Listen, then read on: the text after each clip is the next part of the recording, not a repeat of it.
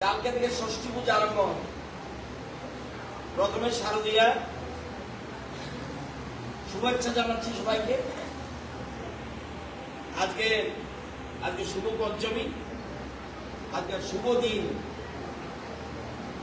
এবং আমাদের কাছে আরেকটা শুভ দিন যে ভারতবর্ষে এই ধরনের সেন্টার রয়েছে 60 সেন্টার রয়েছে এবং আধুনিক প্রযুক্তিযুক্ত। আমাদের ত্রিপুরাতেও একটা আছে জুবান জাপান, কিন্তু এটা আরো বেশি নিউ টেকনোলজি, নতুন টেকনোলজি নিয়ে আমরা এখানে centre of excellence for vegetable.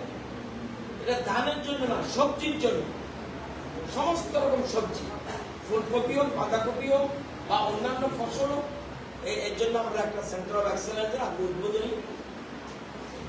এবং এই জেলায় এই ধরনের সেন্টার এই প্রথম, এবং যেটা আমাদের বিশেষ করে ইসরায়েলের প্রযুক্তি আমাদের দেশের সাথে মিলিয়ে আমাদের এই আমাদের রাজ্যে এবং দেশে আমাদের যে আবহাওয়ার সাথে মিলিয়ে ইসরায়েলের টেকনোলজি এটাকে আমরা এখানে এটা স্থাপন করেছি। মেইন উদ্দেশ্য যে ভালো মানের রোপণ সামগ্রী, মানে ভালো আমরা এমন বীজ লাগাই, এই বীজে কি হবে, কত হলো এই বীজ নষ্ট হবে না ইত্যাদি বলেছে। আমাদের যে যারা তৈরি করেছে ওরা বলেছেন এখানে 100টা লাগালে 100টাই, এবং এই যে এবং এতে যে বীজটা হবে এবং এর উৎপাদনও বাড়বে। আমাদের রাজ্যের জমি কত, মাত্র যত জমি আছে এর 24% জমি আমাদের কৃষি এলাকা। আমরা প্রচুর জায়গা ফরেস্ট এলাকা, সেখানে কৃষি জমি কৃষি হয় না। আমাদের যে জায়গাটা আছে এর 24% মাত্র আমরা কৃষি জমি। তাহলে কি করতে হবে, এই জমির মধ্যে আধুনিক প্রযুক্তি লাগে, আধুনিক টেকনোলজি লাগে, যাতে উৎপাদন বাড়াতে পারি। দেখো এখন যেমন দেখবেন, আগে আমি যখন ছোট ছিলাম তখন কি আমরা ধান লাগাতাম, রোয়া দিতাম 4-5টা করে ধান বুঝি। এখন কটা দেয়, একটা ম্যাক্সিমাম দুটো। অর্থাৎ আধুনিক টেকনোলজি, বেশি ফসল করতে হবে অল্প জায়গার মধ্যে। এই জন্যই আজকে এই ধরনের একটা এবং সর্বোচ্চ মানের ফসল উৎপাদনের ক্ষমতা বৃদ্ধির লক্ষ্যে এটা করা হয়েছে। এবং আমরা জানেন এখানে মোট 3,96 লক্ষ, অর্থাৎ প্রায় 4 কোটি টাকা খরচে এটা করা হয়েছে। এখানে কি থাকবে, 2টা হাইটেক গ্রিন হাউস, এবং প্রতিটি 1000 বর্গ মিটার, 3টে থাকবে প্রাকৃতিকভাবে ভেন্টিলেটেড পলি হাউস, এটাও প্রতিটি 1000 বর্গ মিটার, এবং 560 বর্গ মিটারের একটা কিট প্রুফ নেট হাউস এটা থাকবে, এবং আরেকটা 512 বর্গ মিটারের ওয়াকিং টানেল এখানে করা হবে। এছাড়া 2 লক্ষ লিটার জল ধরতে পারে এমন জলের ট্যাঙ্ক, 2 লক্ষ লিটার জল থাকবে এরকম একটা জলের ট্যাঙ্ক, এবং তার সাথে সোলার পাম্প, অর্থাৎ আবার সূর্যের আলোতে এই ইয়েতে চলবে সোলার পাম্প।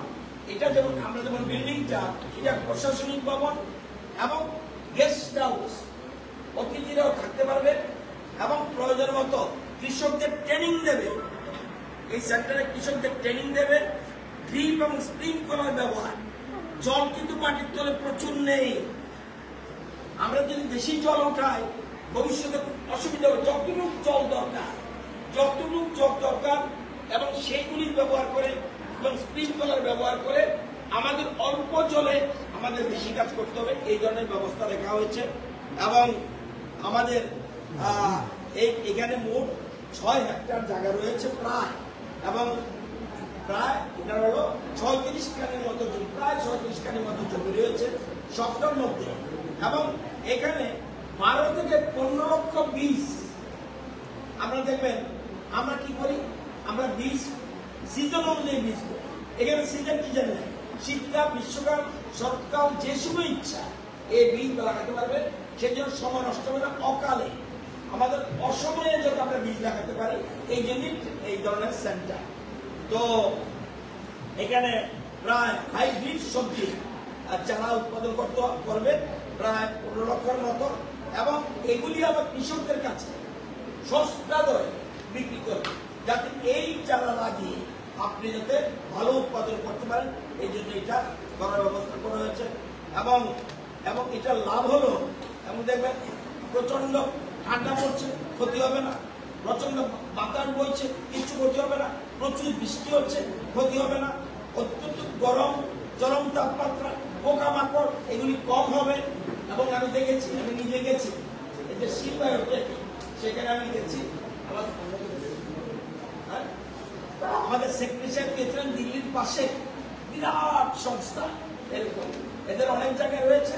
তো এই জিনিসগুলি আমরা এখানে করছি। আমরা এইভাবে গরম এবং আর্দ্র আবহাওয়ার জন্য এটা আমরা করতে যাচ্ছি, এবং নির্দিষ্ট ঋতুর জন্য অর্থাৎ সিজনের জন্য অপেক্ষা করতে হবে।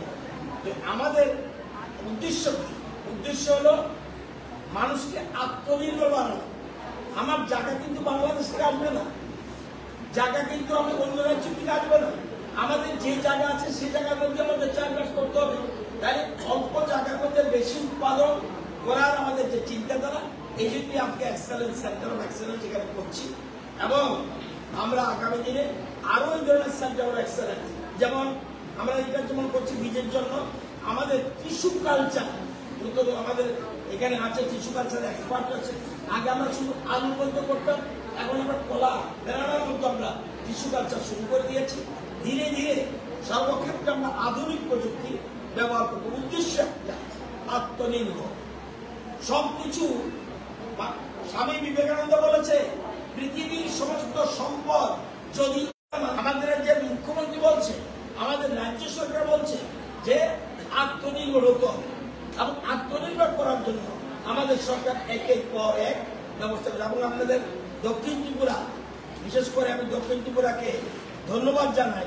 দক্ষিণ ত্রিপুরা আমাদের যে প্রোডাকশন হচ্ছে, আমরা দক্ষিণ ত্রিপুরার মানুষ, আপনাদের দরকার কত? আপনাদের কত লক্ষ লোক আছেন? আপনারা আছেন 4,98,000 মানুষ দক্ষিণ ত্রিপুরাতে। আপনাদের দরকার কত? 1,12,000 মেট্রিক টন আপনাদের মোট ধান এবং বিভিন্ন শস্য দরকার। আপনারা উৎপাদন করছেন 1,46,000 মেট্রিক টন। আপনাদের সেই জন্য রাজ্য সরকার তরফ থেকে আপনাদের অভিনন্দন জানাচ্ছি। আপনারা কৃষিতে স্বয়ম্বর, সুতরাং অন্য ক্ষেত্রে হতে পারেন পিছিয়ে, কৃষিতে আমরা স্বয়ম্বর। আমাদের দক্ষিণ ত্রিপুরা স্বয়ম্বর, গোমতী স্বয়ম্বর, সিপাহী জেলা স্বয়ম্বর, ধলাই স্বয়ম্বর, এবং ধীরে ধীরে হোয়াইট ডিস্ট্রিক্ট স্বয়ম্বরের পথে যাচ্ছে। আগামী দিনে সমস্ত জেলা যাতে আত্মনির্ভর হতে পারে, নিজের পাশে আমরা আধুনিক প্রযুক্তি ব্যবহার করব। উদ্দেশ্য একটা, আত্মনির্ভর। সবকিছু স্বামী বিবেকানন্দ বলেছে, পৃথিবীর সমস্ত সম্পদ যদি, আমাদের যে মুখ্যমন্ত্রী বলছে, আমাদের রাজ্য সরকার বলছে যে আত্মনির্ভর হতে হবে, এবং আত্মনির্ভর করার জন্য আমাদের সরকার একের পর এক ব্যবস্থা করে। এবং আপনাদের দক্ষিণ ত্রিপুরা, বিশেষ করে আমি দক্ষিণ ত্রিপুরাকে ধন্যবাদ জানাই। দক্ষিণ ত্রিপুরা আমাদের যে প্রোডাকশন হচ্ছে, আমরা দক্ষিণ ত্রিপুরার মানুষ, আপনাদের দরকার কত? আপনাদের কত লক্ষ লোক আছেন? আপনারা আছেন 4,98,000 মানুষ দক্ষিণ ত্রিপুরাতে। আপনাদের দরকার কত? 1,12,000 মেট্রিক টন আপনাদের মোট ধান এবং বিভিন্ন শস্য দরকার। আপনারা উৎপাদন করছেন 1,46,000 মেট্রিক টন। আপনাদের সেই জন্য রাজ্য সরকার তরফ থেকে আপনাদের অভিনন্দন জানাচ্ছি। আপনারা কৃষিতে স্বয়ম্বর, সুতরাং অন্য ক্ষেত্রে হতে পারেন পিছিয়ে, কৃষিতে আমরা স্বয়ম্বর। আমাদের দক্ষিণ ত্রিপুরা স্বয়ম্বর, গোমতী স্বয়ম্বর, সিপাহী জেলা স্বয়ম্বর, ধলাই স্বয়ম্বর, এবং ধীরে ধীরে হোয়াইট ডিস্ট্রিক্ট স্বয়ম্বরের পথে যাচ্ছে। আগামী দিনে সমস্ত জেলা যাতে আত্মনির্ভর হতে পারে, নিজের পায়ে। ধরুন আপনি কৃষিকাজ করলেন না, আপনাকে প্রচুর টাকা দিলাম সরকার থেকে, আপনাকে প্রচুর প্রত্যেক মাসে 30,000 টাকা করে দিল।